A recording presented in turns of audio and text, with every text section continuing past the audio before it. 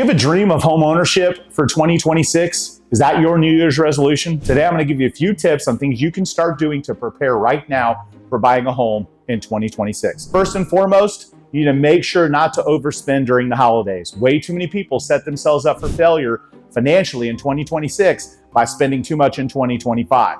Additionally, now is the time to open up a new line of credit for a car or furniture. Resist the urge to do those things because they could negatively impact your ability to buy a home next year. Second, run your credit. Know what your score is. Keep an eye on your score all the way up until the time that you buy a house. If there's incorrect items, dispute them. If you need more credit, if your credit needs improved, then work on those things. But you need to have an understanding of your credit profile so you can make the proper steps to set yourself up for success next year. Third, if you're self-employed, you need to make sure that you report on taxes the right way. Talk to your CPA and who you're going to use for a mortgage. We recommend Melissa Rodriguez, Citywide Home Mortgage.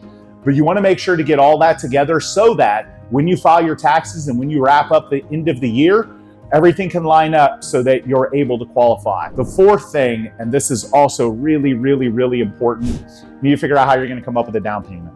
Now, you may be able to qualify for low or no down payment, but if not, and you don't have the cash available, you either got to save it, invest it, pull it from a 401k or an IRA through a loan. You've got to find a gift. One way or another, you've got to find the ability to have the money down to be able to buy the home next year. Last but not least, and this is also important, talk to a lender. It is a great idea to have the homework and know what it takes and know what you might be able to do and get a second set of eyes on your financial profile to be able to help you understand.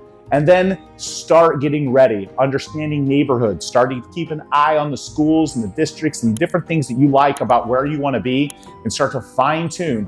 The better you are refining your search to know exactly what you want, the more prepared you'll be going into 2026.